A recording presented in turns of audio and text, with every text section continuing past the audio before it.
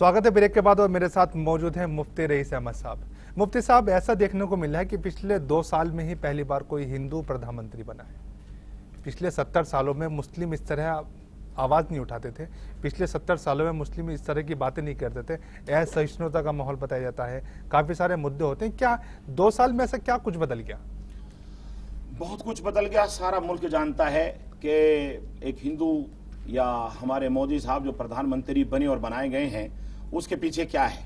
सारा मुल्क ने एडी से चोटी तक के जोर लगाए, खुसूसी तौर पर मीडिया का, आप हजरात का इसमें बड़ा एहसान रहा हम लोगों पर कि हमें ऐसा प्रधानमंत्री जो है मिला जिसने पूरे मुल्क की बुनियादों को हिला के रख दिया और पूरे मुल्क को वो न जाने क्या चाहते हैं, पूरे मुल्क में ऐसी बदअमनी और बेचैनी और बेकरारी पैदा कर दी कि हम उसको बयान नहीं कर सकते। तो ऐसे क्यों हुआ? जाहिर है कि वो जो चाहते हैं और उनकी नीयतें जो हैं वो आप उससे ऐसा नहीं है कि आप वाकिफ ना हो, आप उससे बखूबी बाखबर हैं। उनके तो कोई नियत, उनका तो पिछले 2 साल में एंटी मुस्लिम कोई बयान नहीं आया। नहीं, यही तो कमाल है कि उनका एंटी मुस्लिम कोई बयान नहीं आया, लेकिन उनके नीचे के जो लोग हैं वो बराबर अपने काम में लगे हुए हैं और वो खामोश बैठे हुए हैं। यही तो दुख दे बात है। अगर कुछ बयान कर देते, कुछ कह देते तो हमें सुकून आ जाता, करार आ जाता कि हमारे प्रधानमंत्री पूरे मुल्क के प्रधानमंत्री हैं।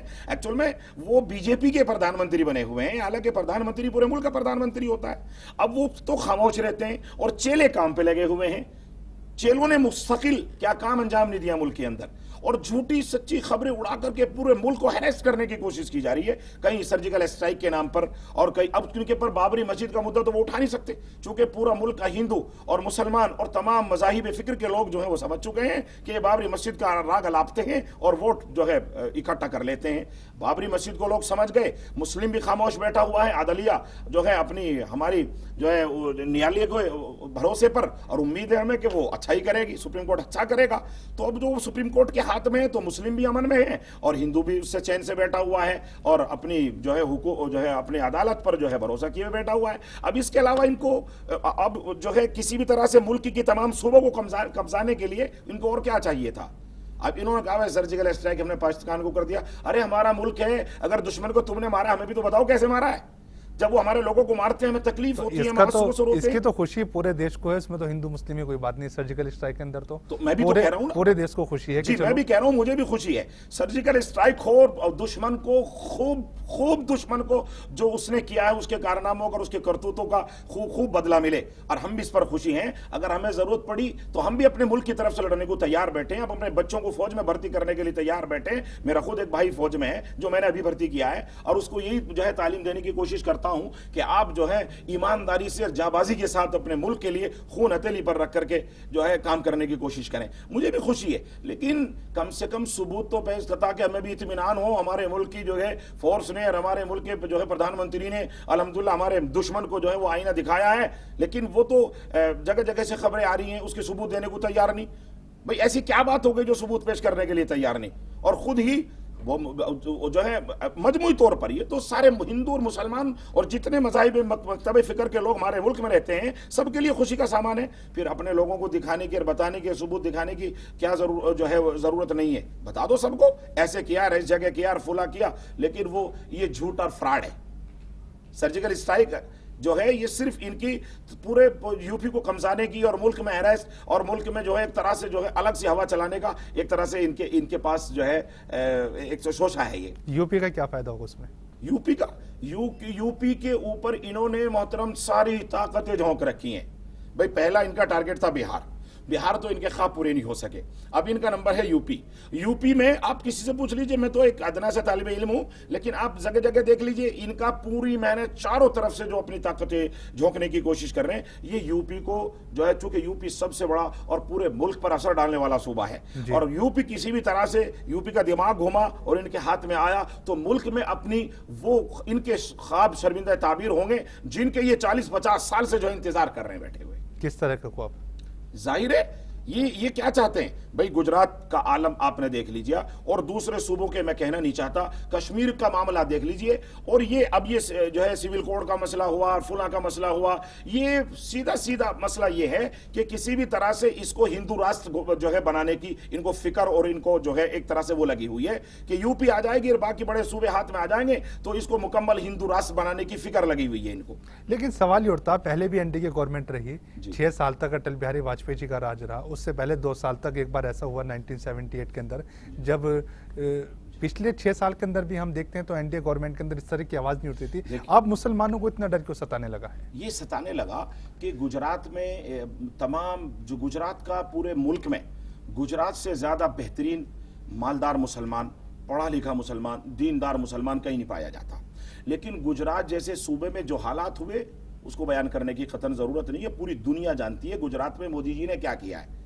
अब मोदी जी को लाने का मनसा ही सिर्फ ये था कि अटल बिहारी वाजपेयी जी, उससे पहले उनके बयानात या उनके जो है जो भी मामलात रहे हों, लेकिन जब वो प्रधानमंत्री बने तो वो बीजेपी के प्रधानमंत्री बनके उन्होंने अपना जो है कार्यकाल पूरा नहीं किया, बल्कि मुल्क के प्रधानमंत्री बनके किया। हमने तो कभी अटल बिहारी वाजपेयी को तो बुरा नहीं कहा, अटल बिहारी वाजपेयी को तो कभी हमने जो है तासुबाना मिजाज रखने वाला प्रधानमंत्री नहीं कहा। हम ही नहीं क्यों कह रहे हैं, इनसे हमारी जाति क्या दुश्मनी है? दुश्मनी सिर्फ मुल्क की सतह पर है कि ये मुल्क को तोड़ना चाहते हैं। लेकिन मोदी को आज गुजरात से जोड़ के क्यों देखा जाता है? अब 2-2.25 साल के कार्यकाल के अंदर तो कोई ऐसा बड़ा मामला नहीं हुआ जी। बिहार के अंदर 2-4 मामले देखने को मिले, गुवाहाटी का मामला हुआ या फिर कश्मीर का मामला है, तो मोदी को क्यों एंटी मुस्लिम? मोदी तो खुद एंटी मुस्लिम नहीं है आज की डेट में जी। गुजरात के मुख्यमंत्री के तौर पर नहीं एंटी मुस्लिम माना जाता था गुजरात के मुख्यमंत्री के तौर पर, लेकिन प्रधानमंत्री के तौर पर तो उन्होंने ऐसा कुछ नहीं किया, कोई ऐसा बयान भी नहीं आया। आप ये मान गए कि वो एंटी मुस्लिम थे, नहीं एंटी मुस्लिम माना जाता था नहीं है उस वक्त। कैसे हो सकता है एक आदमी का मिजाजी तौर पर एक आदमी जो है वो आरएसएस और ऐसे तासुबाना जहन रखता हो, जिसकी बचपन से तरबियत की गई हो, जिसके खून में शामिल हो, कैसे हो सकता है कि वो एंटी मुस्लिम ना हो और वो प्रधानमंत्री की कुर्सी पर बैठकर जो है एंटी मुस्लिम ना रहे? तो कहां रहे एंटी मुस्लिम? वो एंटी मुस्लिम है और उन्होंने उनके आदेश पर क्या कुछ नहीं हो रहा। देखिए उनके आदेश पर उनके जो नीचे के लोग हैं, अमित शाह क्या कर रहे हैं? अमित शाह क्या कर रहे हैं बताइए? तोगड़िया जी क्या कर रहे हैं? कमलेश तिवारी जी क्या कर रहे हैं? कश्मीर में क्या हो रहा है और बाकी मुजफ्फरनगर में क्या हुआ? तो मैं ये कह रहा हूं कि वो आज भी एंटी मुस्लिम है और उनको एंटी मुस्लिम से उनको बाहर नहीं किया जा सकता। वो प्रधानमंत्री हैं, अगर वो अटल बिहारी वाजपेयी की तरह सुकून, अमन और चैन और ईमानदारी का राज करते तो वो हम सब के लिए काबिल एहतराम थे और हैं। लेकिन हम उनको एज ए प्रधानमंत्री एहतराम करते हैं, एंटी मुस्लिम मानते हुए कि वो हमारे मुल्क के प्रधानमंत्री हैं और उनका जो जहन है वो खामोश जरूर हैं, लेकिन कभी कभी खामोशियां भी जो हैं आदमी के इरादों को बताती हैं। खामोशी भी जो है ये लोग कर रहे हैं और वो खामोश हैं, क्यों? इसका मतलब ये है कि वो एंटी इनके साथ है। लड़की का जब निकाह होता है ना मोहतरम, तो उसका खामोश होना अस्सुकूत यदुल्लु अला रज़ा। हमारे यहाँ एक मकौला है और जो है फिक़ा का एक उसूल है, कानून है, अस्सुकूत यदुल्लु अला रज़ा, चुप रहना भी रज़ा पर दलालत करता है। तो इसलिए मोदी जी का खामोश रहना और कोई बयान न देना अपने चेलों सहमति दर्शा रहा है जी, अपने तमाम चेलों के कारनामों पर रजामंद हैं और मुल्क को तोड़ने के पूरे काम में वो शाना बशाना शामिल हैं। लेकिन ये देखा गया है कि मोदी जी के बनने के बाद से इस तरह की भावनाएं मुसलमान में खुद पैदा हो गई थी। आमिर खान का बयान भी था कि देश के अंदर टॉलरेंस की भावना बढ़ रही है, हमें किसी और मुल्क में चले जाना चाहिए। इसके अलावा काफी सारे क्यों पैदा हुई? काफी सारे बीजेपी के प्रधानमंत्री तो अटल बिहारी वाजपेयी भी थे और दीगर लोग भी। मेरा भी सवाल वही था जी कि ऐसा मोदी में क्या हो गया? जी, मोदी जो है वो एक्चुअल में मुल्क को हिंदू राष्ट्र घोषित करने के लिए अंदर से मेहनतें कर रहे हैं, ऊपर से नहीं, अंदर से मेहनतों पर लगे हुए हैं और एंटी मुस्लिम हैं और मुसलमान उनकी नियतों से वाकिफ है, इसलिए मुसलमान के अंदर दहशत तारी है। एक बात। दूसरी बात यह है, मैं समझता हूं कि सरबराह की नियतों का फर्क पत्ते पत्ते जर्रे जर्रे पर आता है, यह मेरा मानना है, मेरा अकीदा है।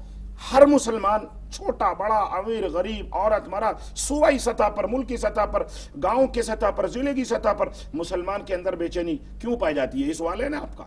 इसलिए कि हमारे अमीर की नीयत खराब है और जब नीयत अमीर की खराब होती है तो सब्जियां भी कड़वी हो जाया करती हैं, फलों के रस भी जो है खुश्क हो जाया करते हैं, पत्ते पेड़ भी मुरझाया करते हैं। आज ऐसी तारीख, आज वो जमाना है कि मोदी जी की नीयत की खराब और मुल्क को तोड़ने की बदनीयती की वजह से पूरे मुल्क का जर्रा जर्रा पत्ता पत्ता आप देख लीजिए मायूस नजर आता है। लेकिन एंटी मुस्लिम बोल बोलकर आज मोदी को हिंदुओं का सबसे बड़ा नेता बना दिया है। जी। आज पूरे हिंदू एकजुट हो गए। क्या आपको नहीं लगता कि सर्जिकल स्ट्राइक हो या गौ हत्या के मामले हो या फिर ये 3 तलाक का मामला हो, यूनिफॉर्म सिविल कोड का मामला हो, कहीं ना कहीं जो हिंदूवाद है उसे बढ़ावा दे रहे हैं, हिंदू एकजुट हो रहे हैं, मुसलमानों की शरीयत के ऊपर पीछे से आवाज लगा रहे हैं, कोई बात नहीं, लेकिन विरोध कर रहे हैं। चूंकि ये किसी की बनाई हुई नहीं है, कुरान ने फरमाया इन्ना नहनु नज़्ज़लना ज़िक्र व इन्ना लहू लहाफ़िज़ून, हमारा अकीदा है, ये अल्लाह की किताब है, अल्लाह का कानून है, अल्लाह की शरीयत है, अल्लाह इसकी खुद हिफाजत करेगा।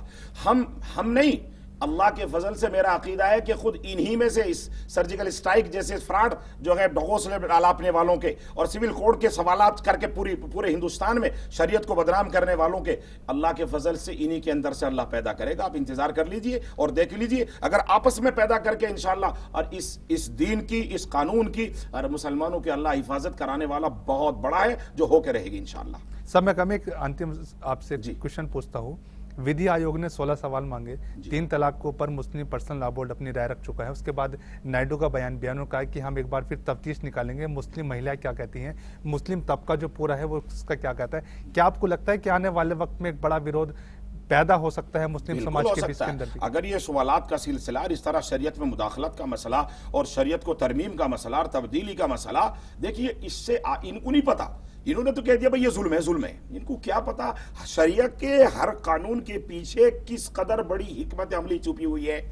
अगर ये बात मान ली जाए कि 3 तलाक को 1 तलाक ना माना जाए, एक तो अल्लाह का कानून टूट गया, मुसलमान उससे जुड़ा हुआ था, उसके जज्बात, उसके अकीदे, उसका अमल जुड़ा हुआ था, उसके पीछे जो बरकत और अनवार थे वो सारे खत्म हो गए।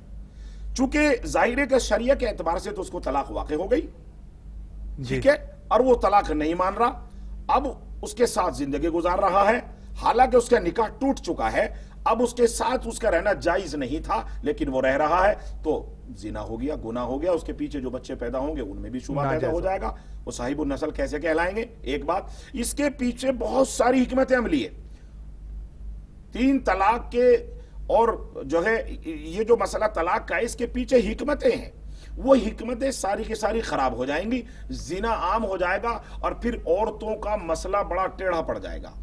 फिर वही होगा जो सब इनमें हो रहा है, हमारे में तो इतना नहीं हो रहा। 2011 की रिपोर्ट में आपने क्या नहीं पढ़ा, हमसे ज्यादा तलाक के मसाइल हिंदुओं में होते हैं। जो सवालात लिख रहे हैं, जो सिविल कोड नाफिज कर रहे हैं, उनका क्या होगा।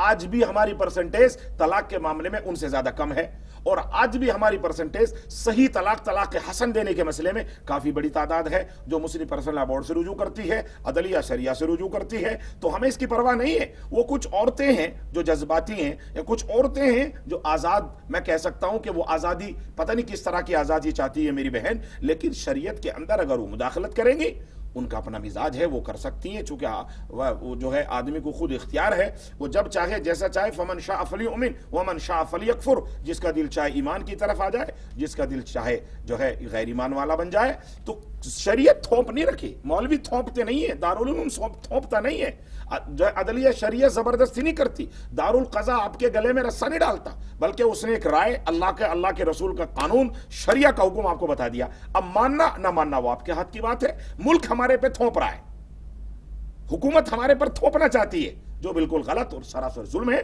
जो नाकाबिले बर्दाश्त है, और इसको कभी मुसलमान और हम कभी बर्दाश्त नहीं करेंगे इंशाअल्लाह। शुक्रिया मुफ्ती रईस अहमद साहब। मुफ्ती रईस अहमद साहब मेरे साथ मौजूद थे। उनका कहना है कि विधि आयोग के 16 सवाल की बात हो या फिर यूनिफॉर्म सिविल कोड की बात हो, मुसलमान तबके के ऊपर, शरीयत के ऊपर यह कानून थोपा जा रहा है, जिसे बर्दाश्त नहीं किया जाएगा। लेकिन एक कहीं ना कहीं एक ऐसा माहौल पैदा हो गया है इस विधि आयोग के 16 सवाल के बाद, यूनिफॉर्म सिविल कोड के मामले पर, 3 तलाक के मामले पर, कि कहीं ना कहीं जो गैर मुस्लिम लोग हैं वो इसके फेवर में आए हैं। उनका कहना है कि जब काफ़ी सारी प्रथाएं खत्म हो चुकी हैं तो 3 तलाक की प्रथा क्यों ना खत्म हो। लेकिन सवाल यह है कि 3 तलाक कोई प्रथा नहीं है, जैसे कि जो शरीयत के लोग हैं, जो मुस्लिम उलेमा हैं, उनका कहना है कि 3 तलाक कोई प्रथा नहीं है, यह शरीयत का एक ऐसा कानून है जो कभी खत्म नहीं हो सकता। नमस्कार।